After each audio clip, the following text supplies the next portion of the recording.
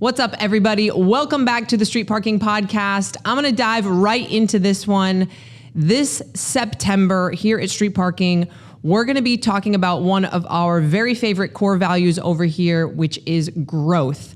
And we've got a really cool plan coming up for the month of September to encourage our members to rally together around one of our extra programs, the Sisyphus Gauntlet, to focus on growth and our growth, not only in our fitness, but in our mindset and just in our lives as human beings, and how we can use this program or use our physicality to grow and push ourselves and become stronger, more resilient, better humans.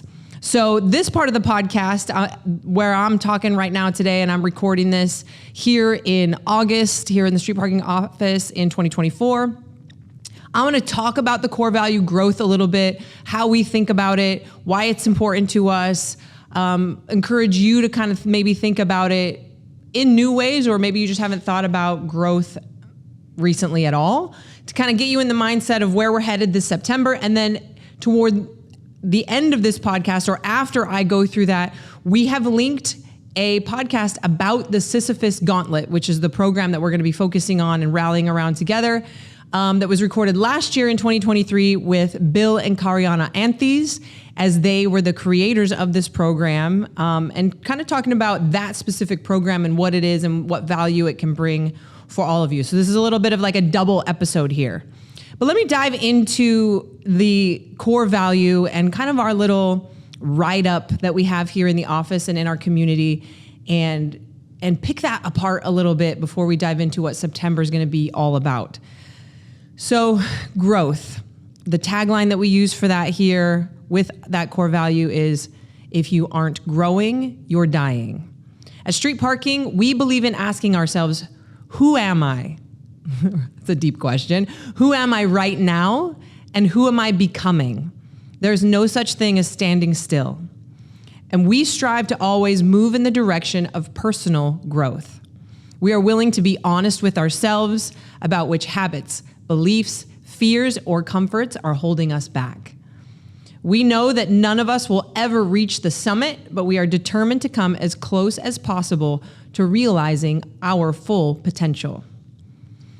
So in September, this is going to be our focus. We're using the Sisyphus Gauntlet program, which is basically 4 workouts that are each an hour long. And actually, I don't like using the word workout. There are 4 sessions that are each an hour long. Each of them are different and come with a mindset piece around how you can challenge yourself physically, but also grow in your mental, emotional strength, and maybe rewire some beliefs that you have about yourself, that you have about your capabilities, that you have about your ability to keep moving forward when things are difficult. And so each Saturday in September, you'll see one of those programs. There's going to be a badge that you can earn and all of that stuff. And keep your eyes on your newsletters and keep your eyes on the Instagram and Facebook accounts that you all follow to get more information about what that's going to look like. But this September, we're calling it Systember, because we're going to complete the Sisyphus Gauntlet as a community. And we're really excited about doing that. I think that there's going to be so much that can come out of it, especially when we've got, 30,000 people all working toward this goal of personal growth and development and mindset and overcoming these obstacles that we all have in our lives. Now, if you've been around the Street Parking community for very long, you know that we love author James Clear from Atomic Habits. And one of the things that he says that we've repeated many times in this podcast and in posts and things like that is that habit change. So we go back to that write-up that we have about growth, and it says, we are willing to be honest with ourselves about which habits, beliefs, fears, or comforts are holding us back. So that very first one, we're honest with ourselves about which habits are holding us back. Habit change equals identity change. And this is something James Clear talks about a lot. If you want to change your habits, you first need to change your identity and how you view yourself. And Molly talks about this a lot in the nutrition programs, this idea that we can either have a fixed mindset or a growth mindset. And I pulled this quote from Carol Dweck from Stanford University, who's done a lot of work around this idea of fixed mindset versus growth mindset. And she says, in a fixed mindset, students believe their basic abilities, their intelligence, their talents are just fixed traits. They have a certain amount, and that's that. And so then their goal becomes to look smart all the time and never look dumb. Avoid looking dumb at all costs. In a growth mindset, however, students understand that their talents and abilities can be developed through effort, good teaching, and persistence. They don't necessarily think everyone's the same or anyone can be Einstein, but they believe everyone can get smarter or do better if they work at it. So it's this idea of, hey, what I'm capable of is set. There's nothing really that I can do about it, versus more of a curiosity about it. Honestly, like, sure, there are limits, and all of us have limits in every area, but I don't know what mine are, and I'm going to do some work, and I know with work I can improve in almost every area of my life. Beliefs, these types of beliefs often dictate what we do and what we're willing to try, or what we automatically avoid. So when we're looking at fitness, for example, if you believe things about yourself, like it's just hard for me to lose weight. That is a black and white fact. It's hard for me to lose weight. If you believe at your core, I'm not a natural athlete. I'm not good at this kind of thing. I'm not and taking it outside of fitness, I'm not good with numbers. I'm not creative. I'm a procrastinator. I'm always late. That's me. I'm just talking to myself at this point.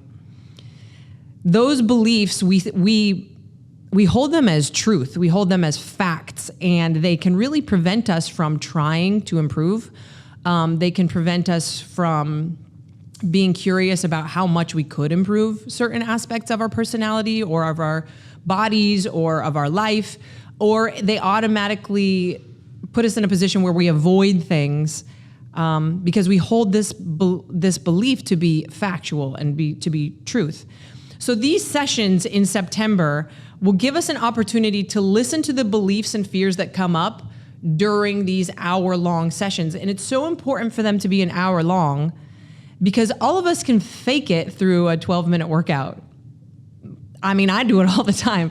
I was joking with somebody, as this is being recorded, it's the day before my 42nd birthday. And last year, randomly on my birthday, I wanted to just see what I could do for the CrossFit workout Fran, which is like a very well-known workout in CrossFit. It used to be something that I was well known for, and I hadn't just straight up done it for a while. And I still got a really good time. And I was telling Kariana, actually, the creator of the Sisyphus Gauntlet, like, that time was not a reflection of my fitness compared to where I used to be. In some aspect it is, because a big part of fitness is mental, but the joke was, I'm just still capable of being crazy for 3 minutes.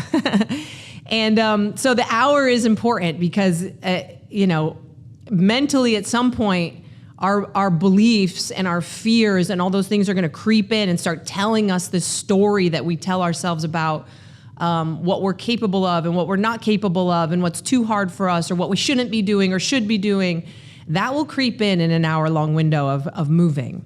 So these sessions are going to give us an opportunity to listen to the beliefs and fears that come up and challenge them. So even before I go into it, I might look at an hour and think, I could never do burpees for an hour. Spoiler, one of the workouts is burpees for an hour. I could never do that. An hour is too long. You might look at the one that's an hour of hill sprints. Spoiler alert, one of them is an hour of hill sprints.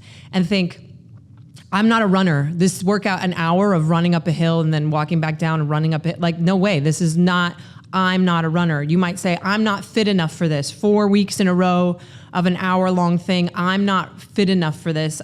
This isn't for me. This is for someone else. And what I would encourage you guys is as those are coming up, either before you're participating in the session and you're thinking about doing it, or during the session, 20 minutes in, I should stop. I'm moving too slow. I can't keep going for 40 more minutes. What these sessions will invite you to do is stay present, first of all, right? So if you're in 20 minutes and it's saying an hour is too long, how am I going to keep doing this for 40 more minutes? Instead, you can switch that. You can challenge that and say, can I do one more? Can I do one more burpee? Can I do one more burpee? And all of these things will be talked about in the podcast that's linked with this and in the session notes. But I just wanted to kind of really talk about how this ties back to our core value of growth. In order for us to grow, we need to challenge these beliefs that we have and that we hold as facts. They'll also invite us to be curious. So going back to, I'm not a runner. Well, what if I just try to run the best that I can? And it's not about, none of these sessions are about your time or your score or anything. It's about your effort. They'll invite us to challenge a belief. I'm not fit enough for this. Afterwards, if you believed that going in and you stayed curious about it and you were able to stay present and you complete it, that is that is money in the bank for you changing that belief system. And that's another thing that James Clear talks about a lot is you keep repeating the action and it's just money in the bank to where you're like, oh, I didn't think I could do this, but I did it. I didn't think I could do this thing, but I did it.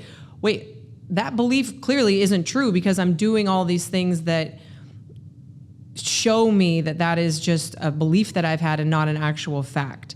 I can't afterwards you might say, I can't believe I did that. I can't believe I did burpees for an hour. I can't believe I did all 4 sessions. I'm much fitter than I thought.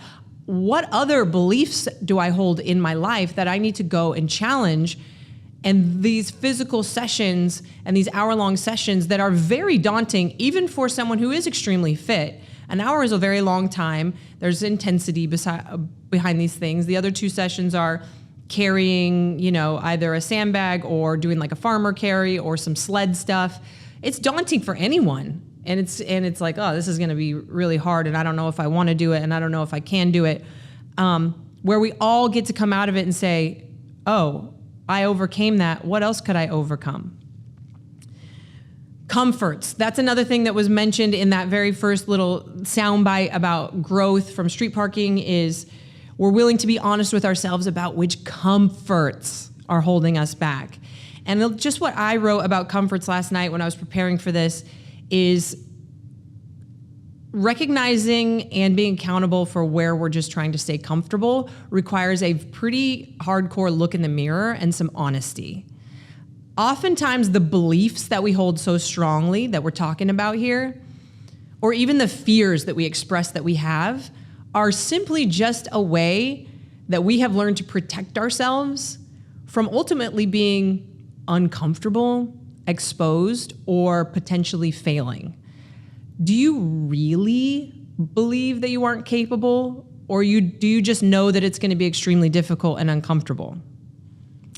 Could you run harder and faster on the hill sprints, but you just don't want to because it would hurt a lot more? Could you actually do one more burpee? Could you pick up the pace on the burpees?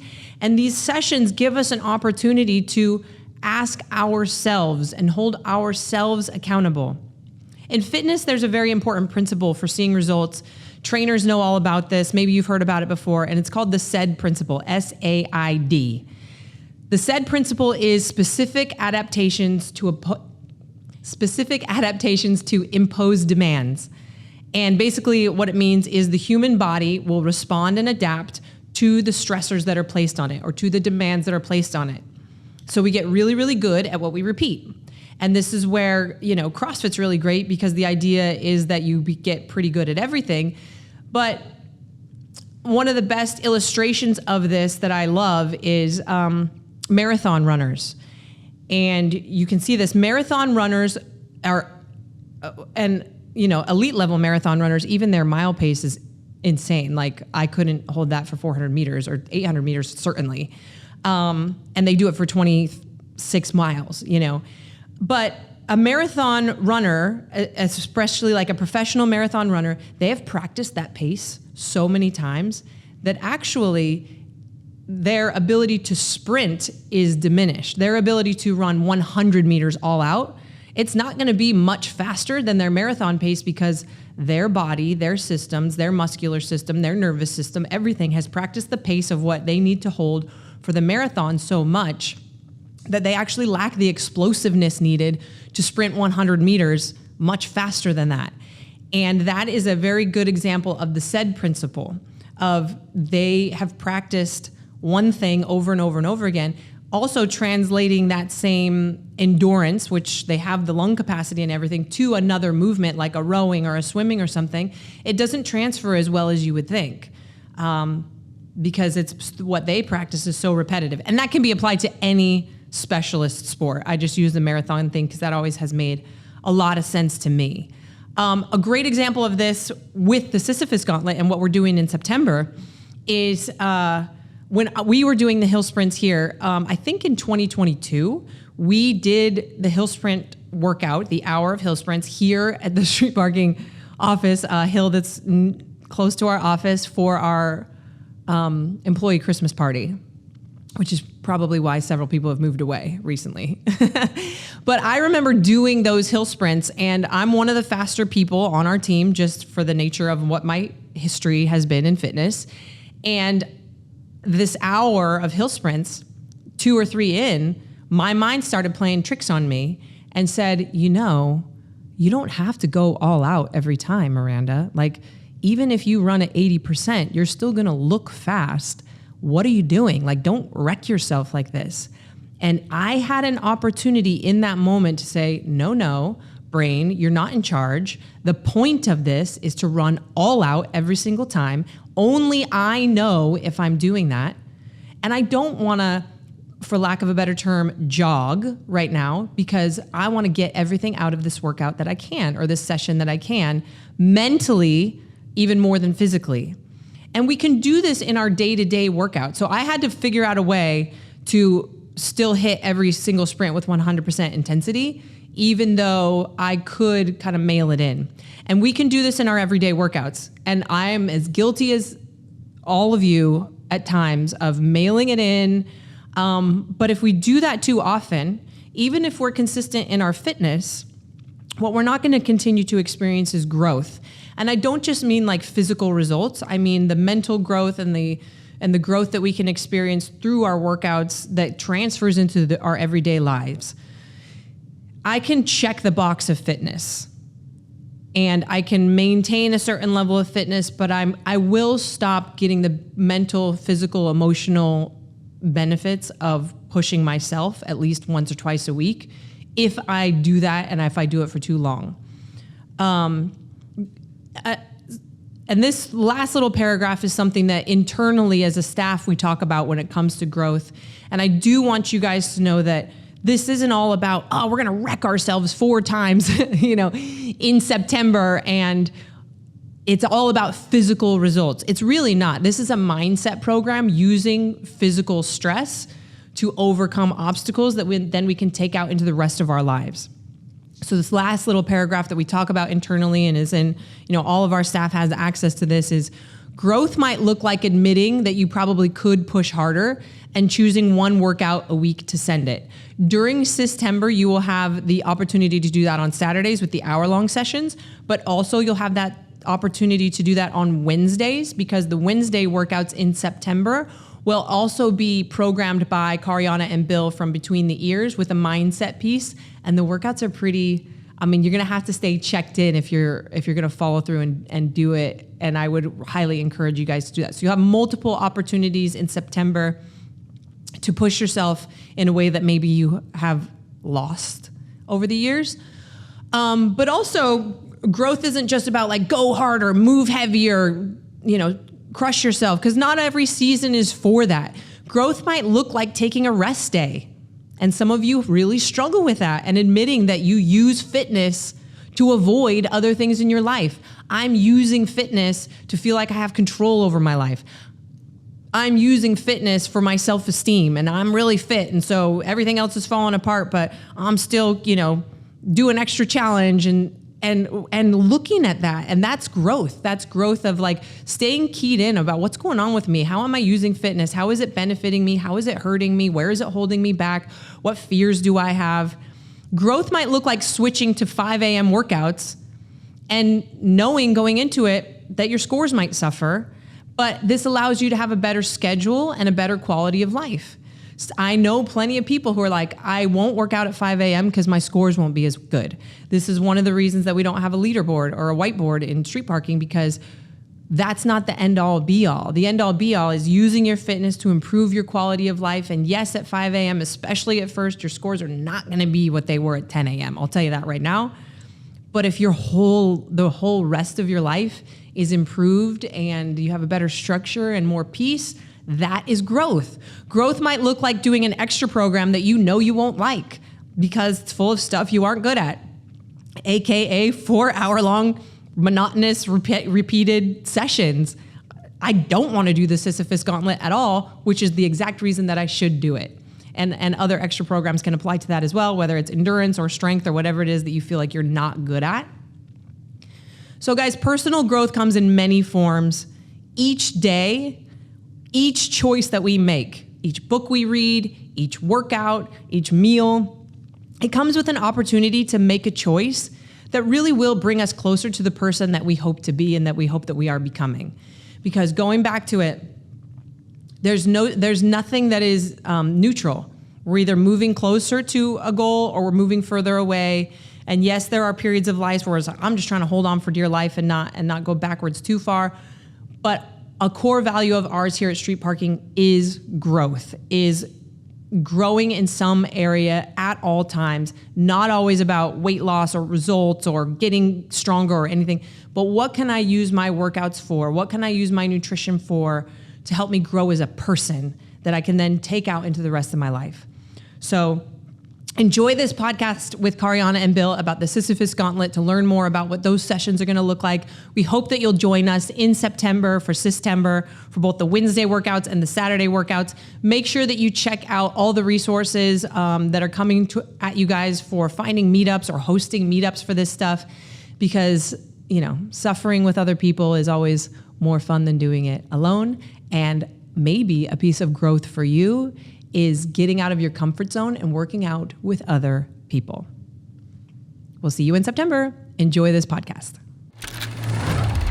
What's up, everybody? Welcome back to the Street Parking Podcast.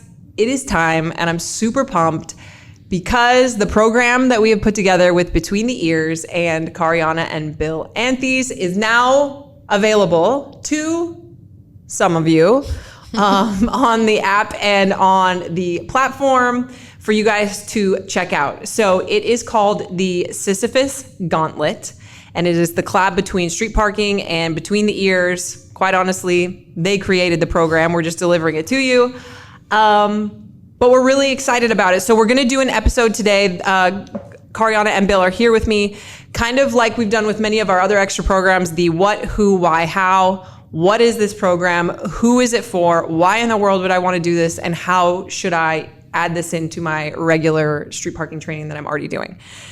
So with that said, let's just dive right into it. We're not going to go super deep into each of the individual workouts. This program in particular is 4 sessions. I don't even like to call these workouts, to be honest.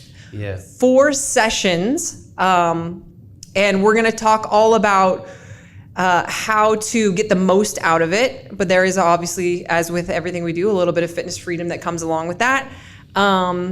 And how it was created and what the purpose of it is. And so I'm really excited to have them here because I can explain it from my point of view and from what I've gotten from it and from all the time that we've spent talking about it. But really to have them as the creators of it give you that information is great.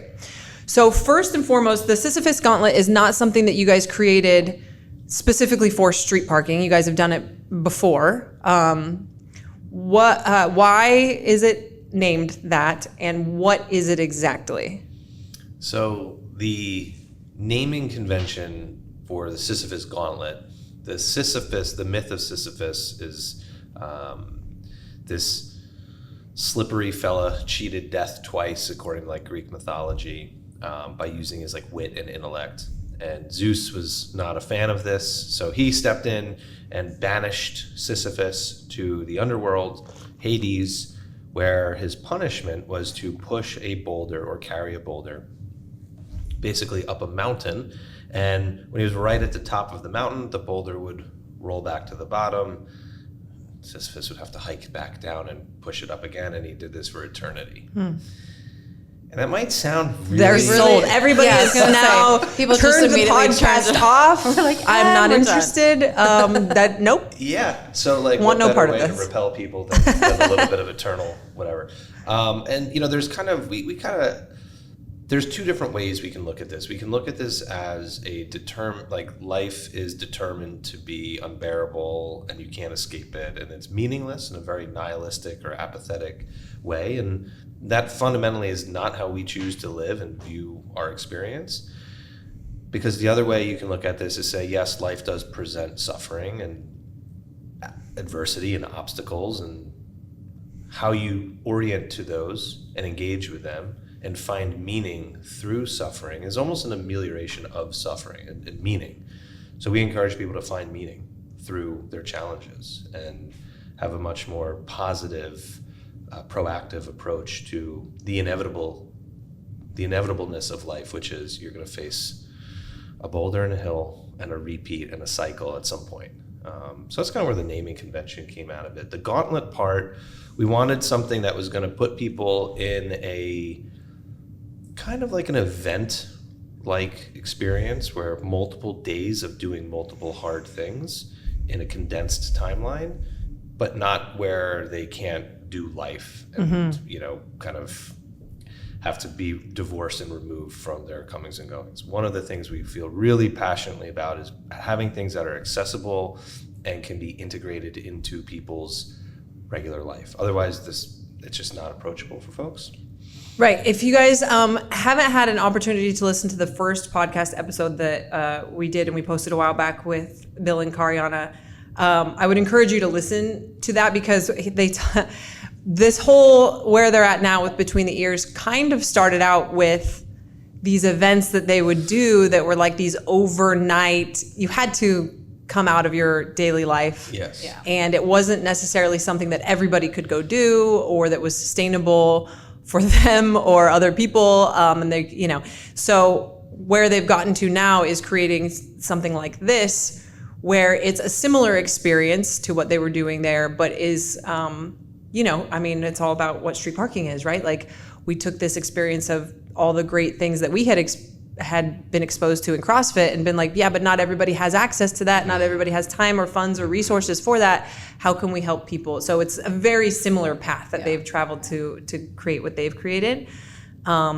These four though, Sisyphus, Gauntlet, we have done some of them, but these four are actually for the first time unique to street parking. Oh, okay. So like one of them is kind of a new one, which is kind of fun. Oh, okay. Yeah, so it's like a new four. Like it's a new mix. So it's and it's only, and it will forever. It's only exclusively available. We're not. It's Oh, no longer so available it is. This is special for us. This is Okay. special. Yes. So Kariana kind of alluded to I mentioned it as well. There are 4 sessions, and each of them are an hour. Yeah. Which is, some of our members regularly train for an hour. Some of our members will only, 20, 30 minutes is all they have. So you will have to find 4 separate occasions where you have an hour. Yeah. But what I love about these challenges or these sessions is that they're very simple. Mm-hmm. So just like with everything that we program, you don't need a lot of equipment. Even the ones that include equipment, we will give you guys customization options for. We encourage you to do them the way that they're written, if at all possible. But we'll always provide alternatives for anyone who wants to do it. I haven't mentioned yet is this program is only available to street parking members who have logged 200 days or more. And so if you saw that there was an announcement of this new program and you opened your app and it's not there for you, well, if you haven't already gone to Facebook to ask why, or I'm sure that information has been in the release notes somewhere. But if you missed all of that, the reason behind that is, first of all, they're very challenging and very taxing. So we wanted to make sure that people had a certain base level of activity in their lives before participating. But also, your first challenge or your first hurdle is to just find consistency in whatever, it sounds fun to you, it makes sense for you, before, adding and tackling on these other things. So we came up with 200. because I think we figured that's roughly a year if somebody's working out 4 days a week. Yeah, that's and so they've have like a year of consistency, and now it's like, okay, what's a new element? And so what's kind of the purpose behind it, other than them just being 4 very challenging, long effort workouts? What is the purpose and what's different about this than just like an hour-long hero workout or something like that? Yeah, and I think to your point, you alluded to like there's a simplistic element. Along with being simplistic, there is, and along with the story of Sisyphus, there's a little bit of a repetitive element, and then that coupled with the length of time. So, some workouts, there might be a lot of distractions, there's a lot going on, not to say that that's better or worse or harder or easier, but these 4 are a little bit more of there's like a redundancy, there's like a cyclical nature to them. And so that movement, that type of movement that each of them includes, lends itself to some introspection, some awareness, some more opportunity for thoughts and emotions to kind of bubble up. And what's unique is there is sort of a mindset for each of these workouts that kind of goes along with the movement that each session has. And so we talked about this in our first podcast, but that's not to say that the entire time you're working out, you're like hyper analyzing what you're thinking and like speaking into a recorder or like stopping to take notes, but more so like there's a framing of the workout that you might read prior, do the workout, and then there are like journal prompts to kind of help you afterwards. We really encourage people to take a little bit of time. Maybe it's 5 minutes, maybe it's longer if you get on a roll, but just sort of just let things come in and sort of in retrospect, think about, okay, what came up for me? Different than for most of us, we go do the workout, it's awesome, we had a great, and then we're kind of on to the next. And there's a time and a place for that. So this is more of a as you said, a session to sort of allow for a little bit more to organically come up. And that's when we do things that are an hour, for most people, one thing for an hour isn't a common practice. Maybe some of the endurance folks out there running for an hour, but if you think about rowing for an hour, most people's thing is like, oh my God, no.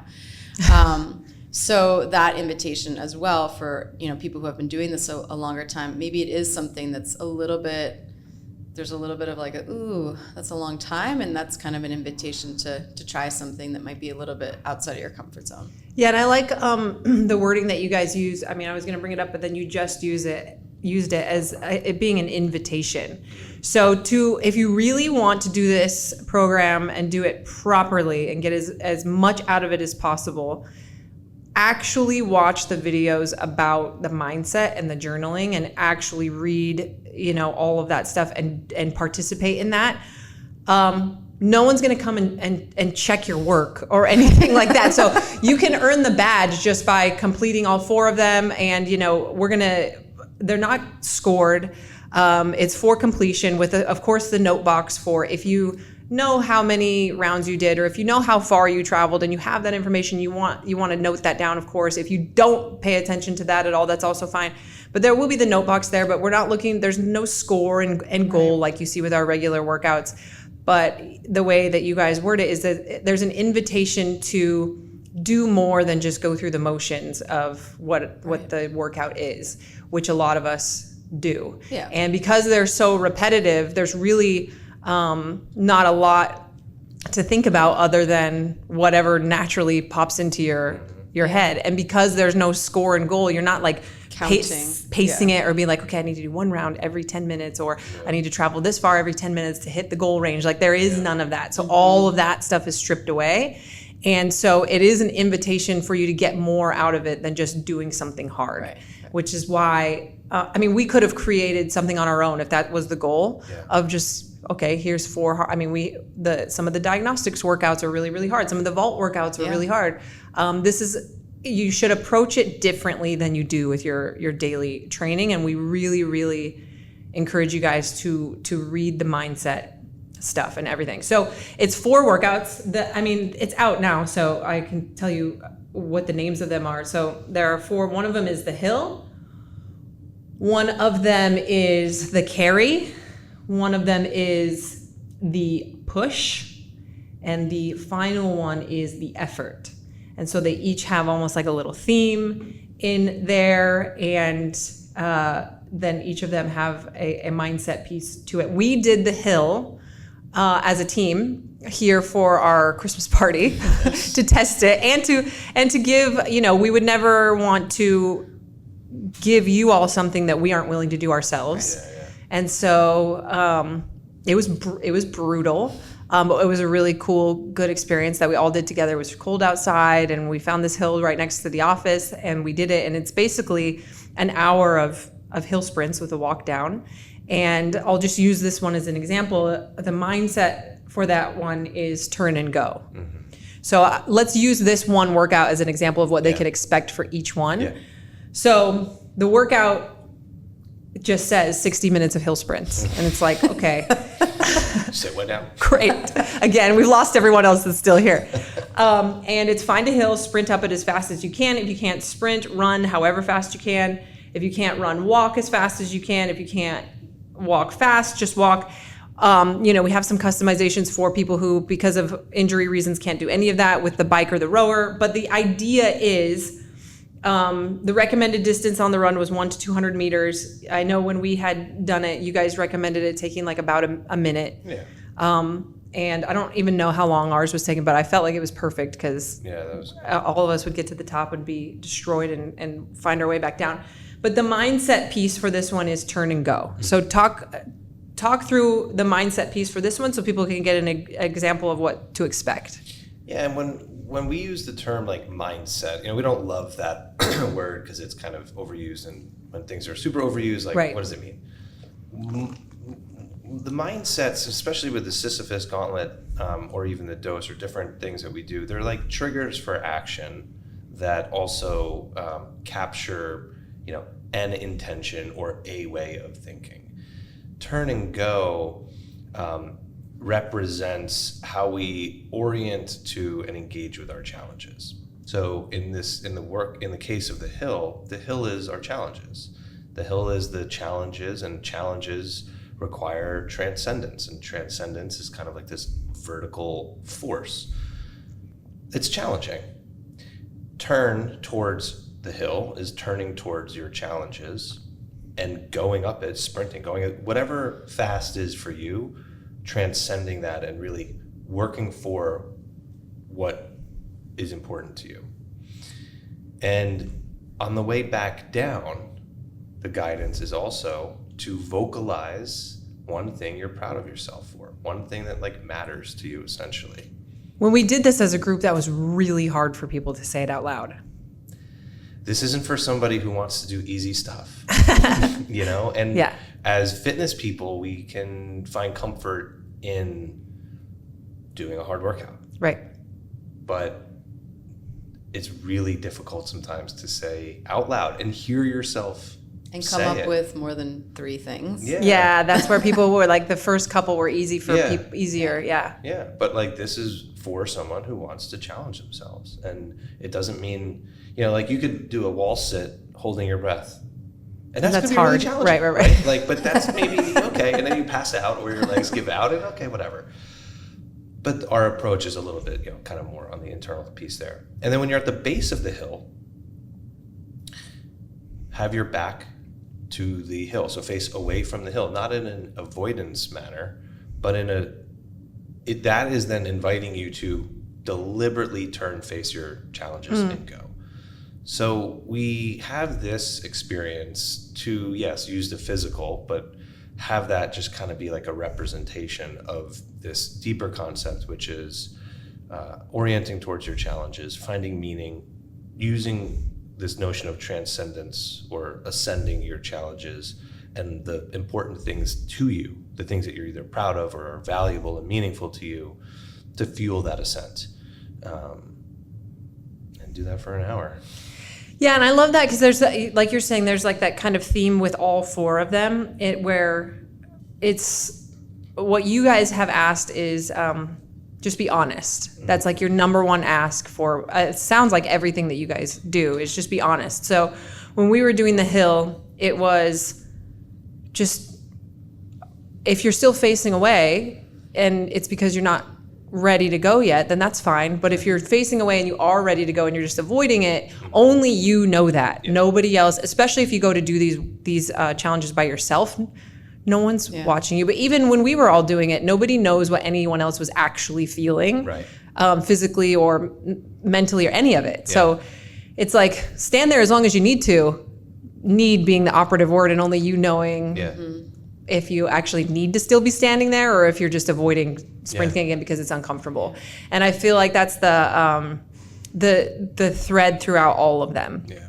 The final one, the effort, is 60 minutes of burpees. And this was the one, as your coach, all of you, where I was like, I don't, like, if I'm not going to be there, like, how many burpees are these people actually going to do? Like, are they going to get, is it too much?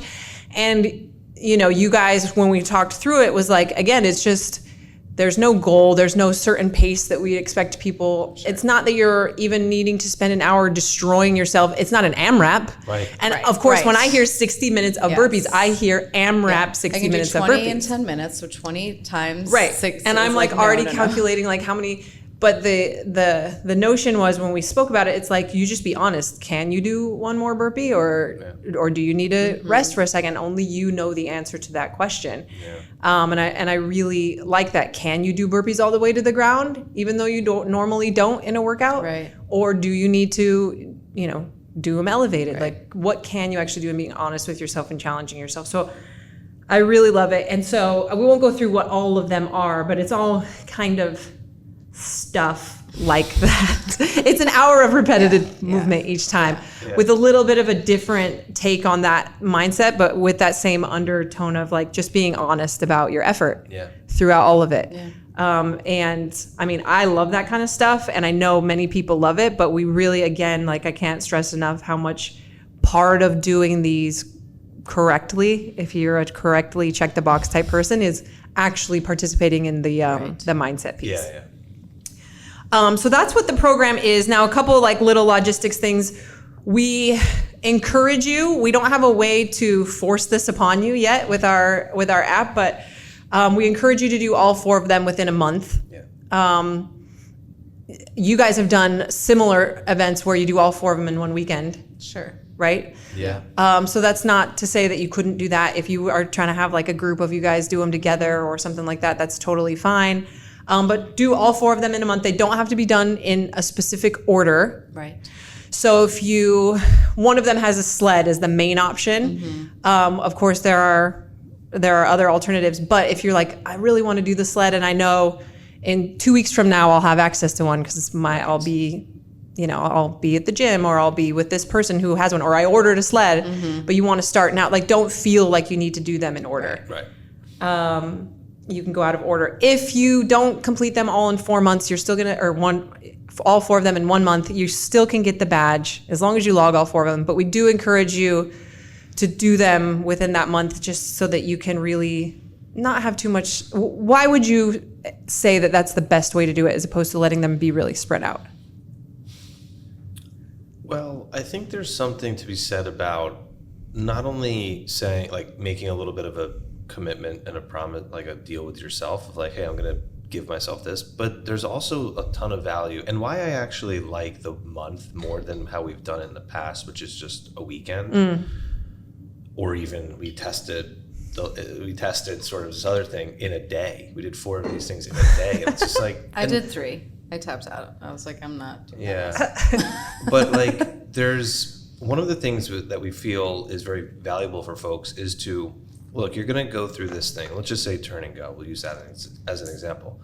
And maybe you had greater clarity or insight, or other challenges popped up in your life. Like, of course, the hill is the constant challenge. That's a no-brainer. But what else popped up in your life that is meaningful and valuable to you? The workout's going to end after 60 minutes.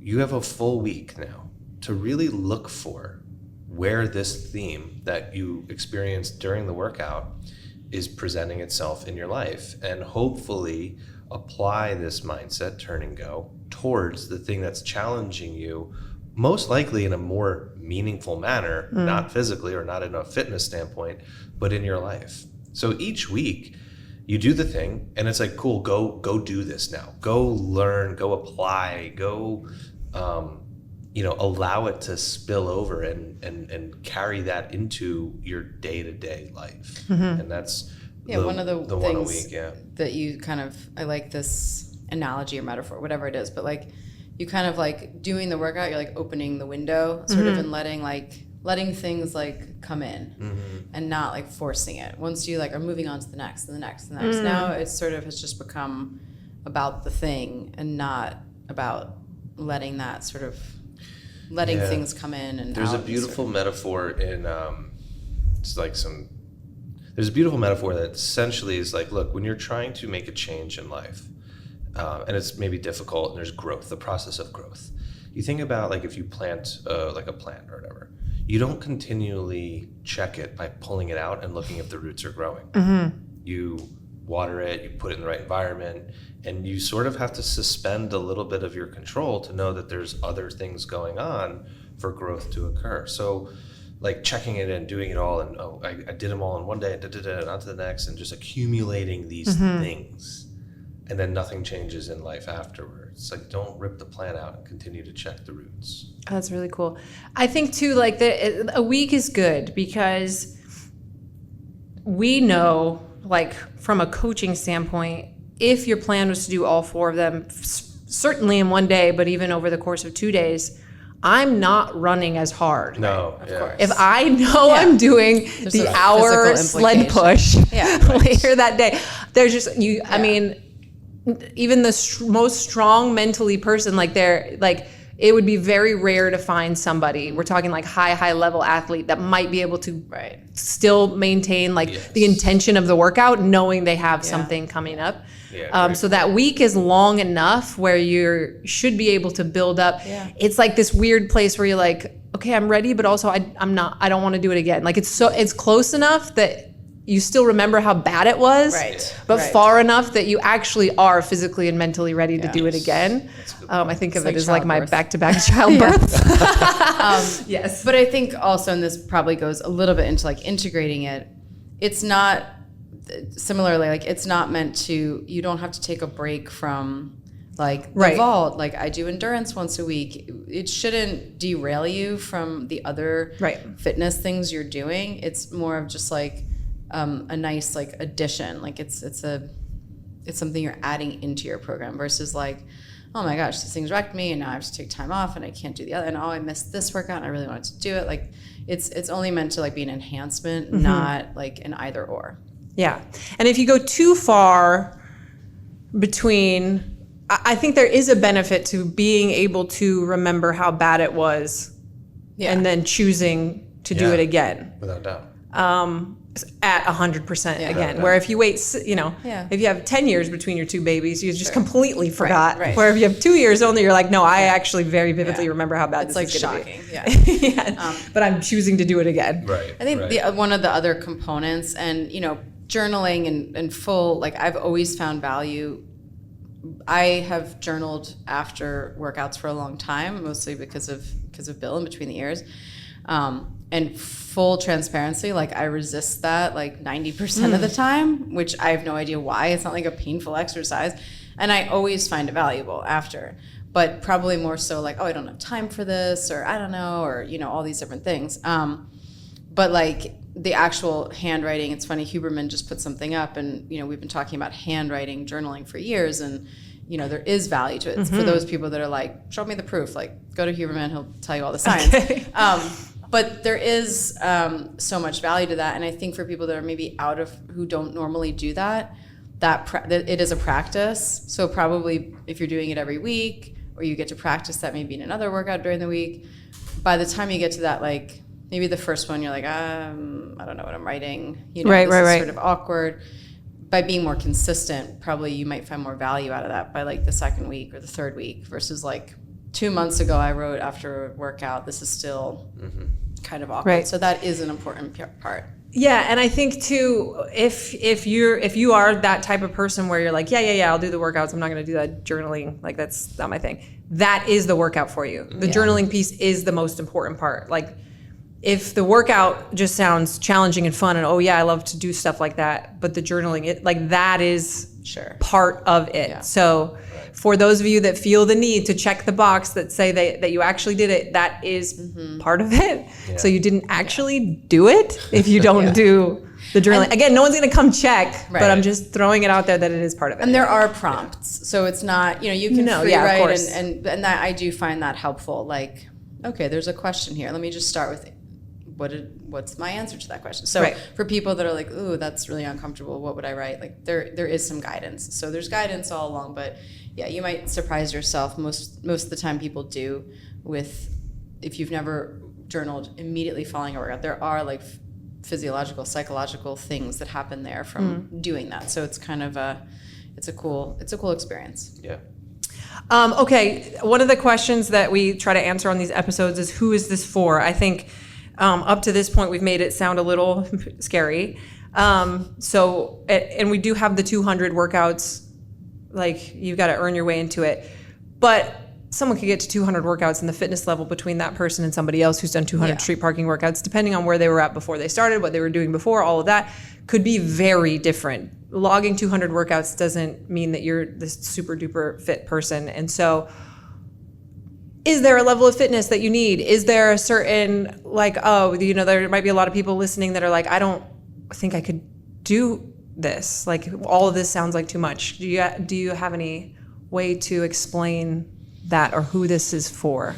If you're curious and first of all, if you've established consistency, then I think it's appropriate. And that's, I think, where the 200 workout mark is really a nice, it's solid, it's good. But if you're curious and also perhaps have this little maybe whisper of doubt, I think it's for you. And we've had people who are in their 70s. We've had people in their 70s do it. We've had kids kind of participate in it. We've had equipment from this, I'm not even joking about this, from a watermelon to a golf cart. With her significant Someone was other pushing in a it. golf cart? Someone's pushing a golf cart. Oh my gosh. Carrying a watermelon. And it's like if you're curious, and again, why it nests so well with Fitness Freedom is because like if you're curious and you're resourceful and you want to do it and you want to perhaps step into that doubt and step into that uncertainty and challenge yourself in a manner that's, like you said, any workout can be challenging, but just a different type of challenge. Then regardless of your fitness level, I think it's for you with the important bold that you have to be honest with yourself, where you're currently at, and maybe where you're trying to get to for sure. So we really do think it's very approachable. Is there anyone who it's not for? Aside from the people who don't yet have access to it because they just started. Man, I don't want to come off sounding like, I don't want to sound like. No, I think it's good. Because one of the reason why we started doing these episodes is because we would constantly get people on Facebook saying that they felt overwhelmed by the extra programs and they felt like they were supposed to be doing all of them. And so it was like, no. Like some of these very legitimately aren't for you. Like they're not everybody should want to, should ever, like you do the daily workouts forever and never do an extra program. So is there anybody who these are not for, who at least it's not for them at this time? Like if you're super pregnant, maybe wait. Yeah, if you've got an injury, like if you've got something that's preventing you from doing your normal kind of, yes, if you're in a boot at this time, maybe. Yeah. If you're in a boot, if you just came back off, if you were just cleared to work out after, maybe if you're in PT, like maybe not, What other reasons might it not be the right time for someone? He's got something. Go on, yes. He's got something. It's not for the person who wants to impress everyone else. Right. And that's, I think, like, I hope, whatever. No one's gonna be impressed. Like, there's no leaderboard. There's going to be no score. Yeah, there's no score. If it's done for some, like, I'm up on the hierarchy, or I did it more than this, or like I'm gonna impress people, like, then it's not for you yet. Or maybe it is for you and you have to realize, like, it's not. But it's not this, like, banging your chest kind of. Yeah, or It's not for bragging rights. It's not for bragging rights. and yeah. and it's not to Yeah. bury yourself. I mean, yes, they're very. What I like about our workouts is like, if they weren't physically challenging or somewhat overwhelming, and challenging being relative to the person, then there probably wouldn't, it would like not make sense as much. So there is a challenging component, but if that's your complete intention, like, okay, I'm gonna do burpees until I don't know, if the intention is kind of to your point, like maybe not even bragging rights, but if the intention is like self harm, like, and that sounds ridiculous, but like if that's what is sounding attractive to you, and that's like the only thing, then that's probably something to stay away from, because you can't maybe at this point maybe trust yourself to get something else out of it. Okay. Yes, and this might go into a little bit of like how to implement it, but I the type of person that you're talking about, Bill, is like the type of person who wants to have the best scores and the best, and I mean, guilty as charged. I've been there. Okay, so, but I think that type of person can benefit from this if they go into it with the right mindset, because what is cool about all four of these is we encourage no strategy. Right.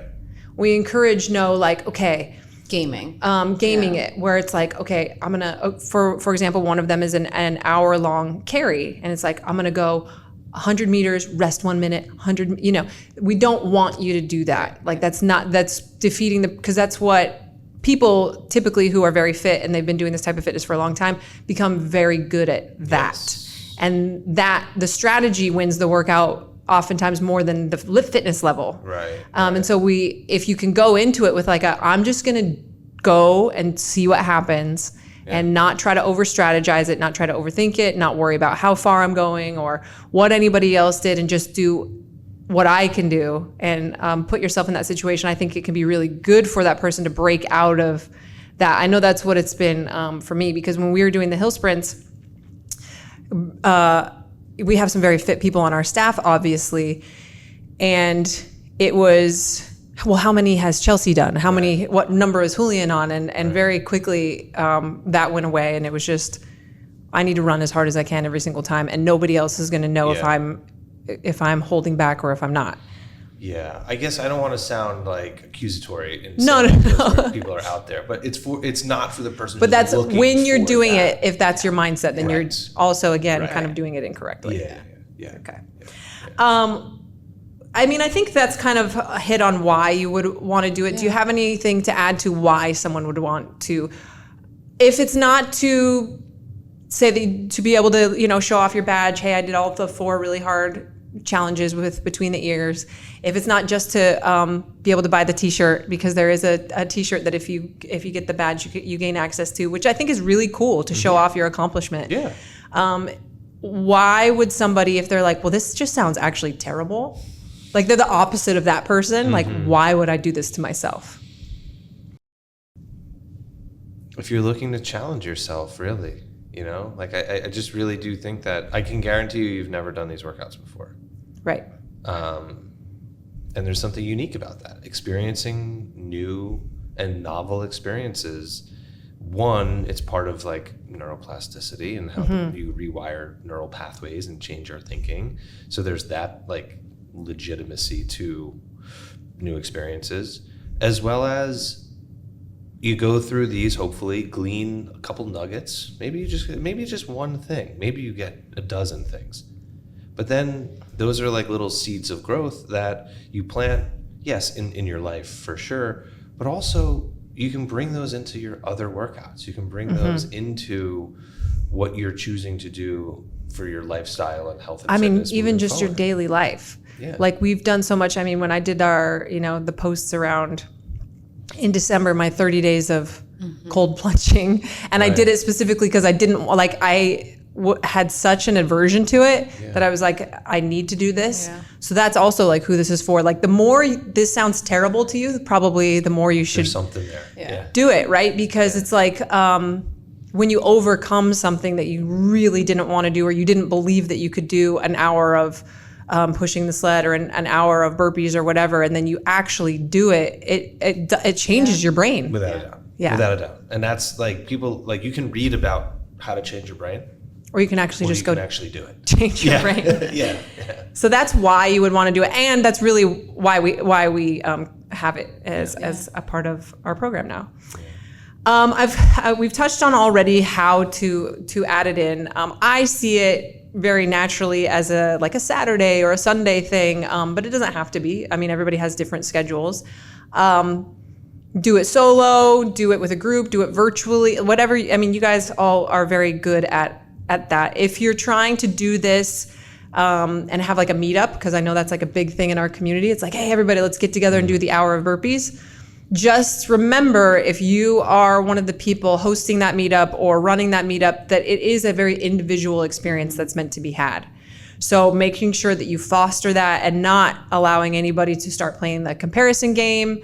It's not your job to tell the person what weight they should carry or what sled they should push or how many burpees they should be doing, what type of burpees. The most important thing for you to do is to make sure that everybody remembers that it's an individual experience. And I think if you do that properly, the shared experience is amazing. Yeah. But as soon as people start playing the comparison game or all of that comes in, then it kind of detracts from the main goal of all of it. And I would say it is kind of cool to the degree people would like to. One of the values in getting people together is kind of after having it, like, how was that for you? What came up for you? It's kind of a really cool conversation and way to connect with people. And we talked about like connection to yourself in that hour, and then connection to other people after. So that's like that community piece is super valuable. Yeah, and any of you that are comfortable sharing your experience of all four of them or one of them in particular on the Facebook group or on Instagram, like, it's not a requirement at all, but that's another way, of course, that we share within our community is like, hey, you know, I did the burpees, and maybe you're somebody who didn't think that you could do that. If you're comfortable and you're able to share that you did it, and any other thoughts that you want to share or not, somebody that maybe looks like you or has the same fears that you do or whatever, they're going to be inspired by that. And so I would be cautious not to brag again about like, I did 400 burpees in the hour, and then somebody else feels crappy because they only did 80 or whatever, but they went to the floor and they don't even normally do that. Like, be conscious of that when you're posting about it and all of that. Not to say that you can't say how many you did, but it shouldn't be about that. And then other than that, the only thing that I would say is if you are somebody who really, really cares about your vault scores, maybe don't do it the day before you plan on doing your vault. Look at the movements. The only one that I would say, the hills one, we got pretty sore. So maybe, you know, not trying to do another workout with some hard running the next day, or, you know, be smart about that. Don't do the burpee one the day before, you know, and then the next day you do a bunch of workout or a bunch of burpees or push-ups or whatever. That's advice that we give for all the extra programs. Just look at the movements and try to choose movement patterns that aren't exactly the same the day before or the day after. Probably plan a rest day the day after, and get some good food in you beforehand and afterwards, for sure. If you haven't done an hour, like, it is like, it does take a toll differently than like if you've been doing 10 to 15 minute workouts. And so just, you know, setting yourself up for success with that, like, to your point, like fueling before, after, hydrating. Like, that's just being part of smart. the theme, I think, of like using this as a excuse kind of to invest into yourself and looking at the workouts. Okay, what's going to be asked of me? Sometimes we can observe avoidance behaviors through a lack of planning, or be like, oh, I'm just going to do it. I'm just going to do it right here. It's like, yeah, but you know what? Like, looking at, okay, what's required? What can I do? Where can I be creative and resourceful, but also like honor it and invest, have the quality of the investment match what we hope is the value of the experience too. Yeah, and I mean, it's being released just right before summertime, so it's, I mean, I guess if you live somewhere really hot, that's not ideal, but it's nicer outside. You can go out and do it, and all of them except for, I mean, you could do the burpee one outside. You don't have to do the burpee one, but the other three are, you know, they're getting you also out into the open air, which is probably by design. Like it's an important piece of it. We can't wait to hear all of your success stories and just the things that come up, funny and real. There's going to be both, I'm sure. And that you can't fail unless you just are not honest. There's no failure to it. Yeah. I mean, I would say like it is possible. I mean, I think failure or quitting or like there's all these self-imposed like, if you get into it and you're like, I don't like today might not be the day. Like that's also there's no downside. You know, like you learn something. Yeah, you learn something, and it like it's an experience, and it might mean like, oh, I'm gonna come back to this. Like, oh, you know what? I didn't plan well. I'm gonna stop. I mean, you posted about that recently, like the rowing. Like you stopped the workout, and like it's okay, and like you learned something valuable from that. An hour is a longer time, so like pushing through like a 10-minute, like, oh, let me just finish these last couple of minutes. But even in that, I wouldn't look at it as like quitting or failing. It's like, okay, that's why also there's so much time. Yeah, maybe it didn't happen that day. Come back to it.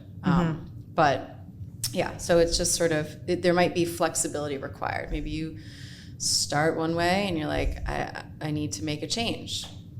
Also, okay. Like, just be flexible. Yes. A couple other notes I should probably make is warm up. So plan on more than an exact hour, because all of these things you'd be like, oh no, I don't need to warm up. It's not. There's no heavy barbell in them, or we're not doing kipping pull-ups or anything like that. So we might get a little bit lazy. And I know a lot of street parking members don't do very thorough warm-ups to begin with. But like when we're talking about, we got really sore, like our hamstrings were really wrecked from the hill sprints. So like you're going to want to warm up for all of these. So make sure that you plan time to do that. And, my last question was going to be, because I know we asked this when you guys were here before, what's the rule on music? Because I know there are these programs out there where they're like, no music in the dark, like blah, blah, you know what I mean? It's like this over the top. So what are your thoughts or suggestions about that? I think music is a fascinating topic, and if what feels right and true to you. If music, I guess the answer is whatever is right for you. There's no set thing. For example, on the sled, I would suggest, having done this multiple times, see what it's like without music. You're gonna because that's the one I feel like I would want it the most, because it's the sound. Interesting. Yeah. I mean, and that's the thing. So like when I did it, I've done it on turf. Not concrete. Okay. We're not. So like, if it's on concrete and if it's so annoying, like beyond the point of like, there was a certain bit of training I went through that had hours of listening to babies cry. I would have liked to have music. Different Same. training. Yes. Like on the airplane the other day. Yeah. Right. And you're like, okay. But it was my own child. But like, the hill, I would say, for sure. And music is going to influence you. It's almost like the weather, sort of like, what if it's raining outside? Well, that could be really awesome. I think that's awesome. Yeah. And it could be really like slippery and dangerous or whatever. The way that I think about these is I would encourage, and I'm a music person, I would encourage to choose one that you don't do music. If you're somebody who, kind of like what we were saying before, the more not doing it or doing it without music sounds terrible, the more you should probably choose at least one to do without music to see what's that all about. And the weather thing is the same way. I mean, when we moved here from Southern California, and it was always raining, and we used to avoid it, and we would only work out in the garage. And now it's like we just work out in the rain. And part of that was because we don't ever want our boys to see us avoiding the weather. And so I think, to me now it's like an hour sled push in the rain. Like, who am I? Like G.I. Jane? That's amazing. Like that's super cool. So I think pay attention. Again, it's like the whole thing is like, pay attention to why don't I want to go out in the rain? Well, maybe that's the exact reason I should go out in the rain. And spoiler alert, after about 5 minutes, I guarantee you the rain is going to be the issue. Like that won't even be. Well, that's the thing. It's like the first bit of like, this is uncomfortable. Then you're like, wait a second. Like the cold plunges. We go out in the morning, we like let the dogs out, And then usually when I let them out, I take off the cover, our sophisticated tarp and planks of wood off of our Rubbermaid sponsored cold plunge. And it's funny because we live in New Jersey and it'll be like 29 degrees out there and you're like, oh, it's like cold, you know, it's like, oh. And then you're like, it doesn't matter. I'm about to submerge myself in so like all those little things where, ooh, it's like raining, like that's not going to be the thing. Like, no. So, but yeah, I think doing things, some people have a very heavy reliance on music. Right. And so I think like just being honest with yourself, like, do I really rely on music? Then maybe that is part of that, you know, but if it's like, it just feels like, yeah, you know what, like that would enhance my experience. Not having it be so like, no, I must suffer. Like everything has to be a suffering element. Like I will wait for it to rain. I will not put music. You know what I mean? Like I could see like no shoes. Right. Of course. Yeah, on hold your breath. pieces of glass. Yeah. I'm gonna light myself on fire and do these burpees. Yeah. Yes. Like I did the hill. I've done the hill with listening to music, and you know, there's a couple songs that have come on, and I've like definitely gotten emotional. Right. Yes, and that like, would be my experience as well. Yeah. It can add to it, or it can distract you, and it's like, what are you using it for? Is the main.